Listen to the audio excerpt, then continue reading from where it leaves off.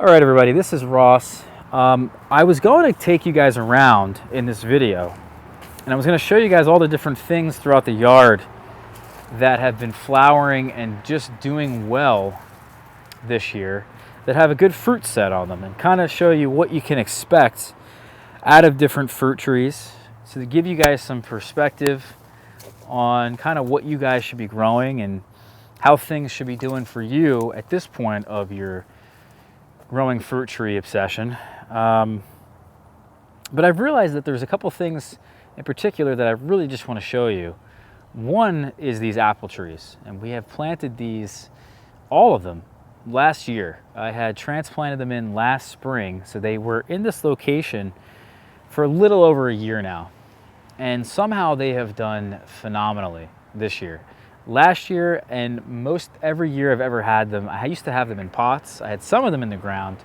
We moved them from other locations and put them in these rows because this is a very high dense planting of how dwarf apple trees should be. They're dwarf. They grow very close. They're compact. They don't really get that big. So I have been negative about them. I have been quite down on them. Because over the years, again, like I said, they haven't really produced all that much. They didn't grow that well. They always seem to be more prone to disease and pests.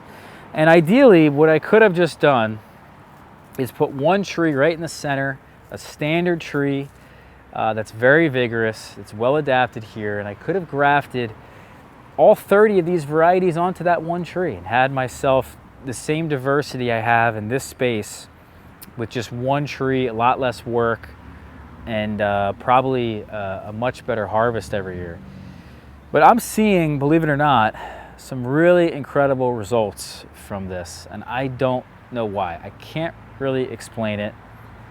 What I am going to show you guys is my blueberries in a bit, and the blueberries are very explainable. It makes sense. They do really well here, and they have an incredible fruit set as well. So we'll go over those in a minute, but the apples, I'm looking at these, and you can tell even on camera how much flowers there are. There's still, some of them have already flowered and are done flowering. There's a couple trees that were well ahead of others, different varieties.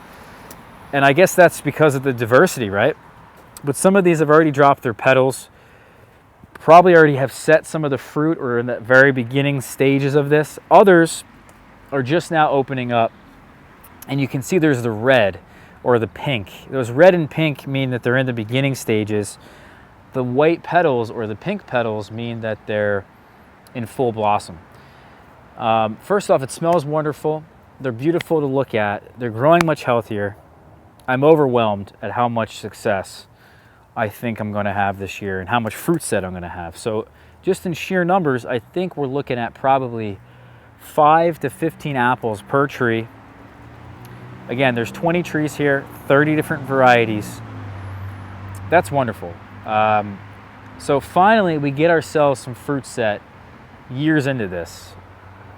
And I'm just really happy to share it with you guys. I wish I could give you more information, but unfortunately I can't. Now, or I guess as to why this has occurred, I can't. But I will tell you, and I want to show you that some of these we had grafted last year as well. So I've transplanted them in last year,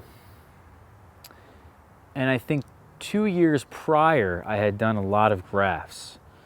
I don't think I did any apple grafts last year, but 2 years ago I did. And some of the grafts now also have fruit on them and have flowers and have formed spurs. Now, I guess something that could be representative in why that these apple trees are doing so decent and so well is that I did some summer pruning last year. We came in here, we did the summer pruning of some of these shoots just to keep the height back a bit.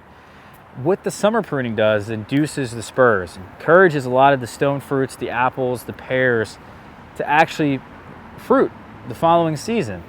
If you do a lot of winter pruning, that only encourages a lot of growth. So it depends on what you want and what your objectives are. But again, I think that may have triggered a lot of these trees into doing and flowering as much as they have.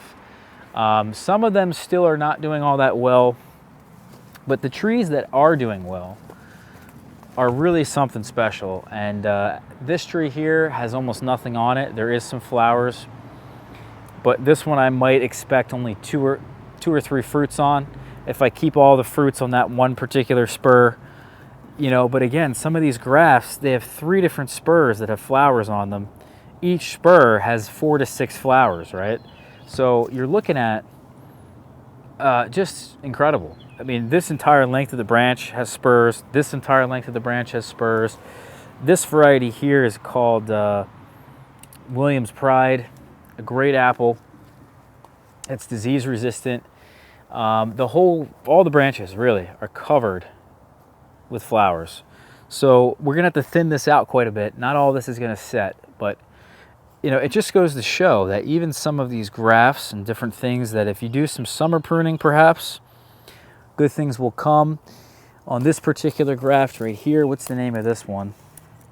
This one's Tolman Sweet. We have some fruit on that. On that particular graft, we have some fruit on the golden russet graft. Is this grafted? No, I think this is golden russet grafted. Here's another graft over here, which has, what variety is this? Sweet 16. We're gonna get some Sweet 16 apples, guys. Oh my goodness. I am excited to say the least about that. Which one of these has probably flowered the most? I would say it's a tie between Williams Pride, this tree back here, which is Zestar, which is a very early apple. Wine Crisp is another one that has a lot of fruit set on it. This guy right there, and this guy probably right in front of you guys, has the most fruit set. Let's see what these other 2 varieties are. Okay, this is called Arkansas Black, a wonderful, wonderful apple. This one here is Wagerner. And the last one with incredible fruit set on it is Wine Crisp. So I have 2 Wine Crisps, is that the case?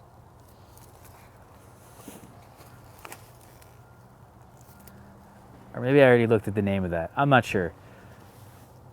No, I think I have 2 Wine Crisp trees, guys. But yeah, isn't that insane? I'm just overwhelmed, okay? I'm overwhelmed. Another big one that actually flowered quite well for us is the Gumi. And this seems to put out a ton of fruit all over the place.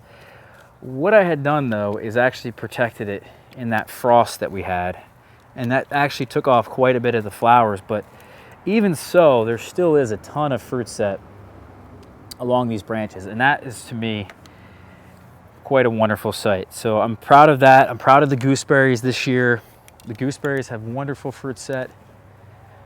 The peaches have great fruit set. The bush cherries, the pears, the plums, and the pluots.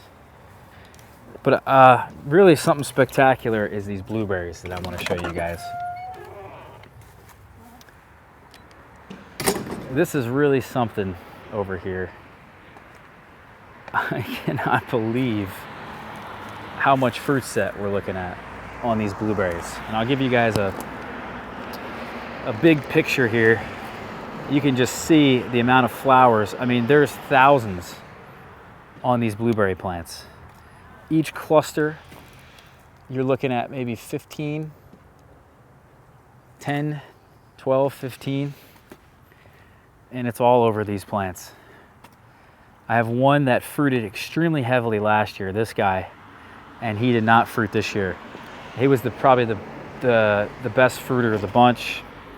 Here again, even on this particular variety, which is, if I'm not mistaken, one of these is supposed to be a wild blueberry, not of the same type. This is Chippewa, right? So this is more of a wild type, and it's supposed to not have the right pollination requirements, but it fruits well here.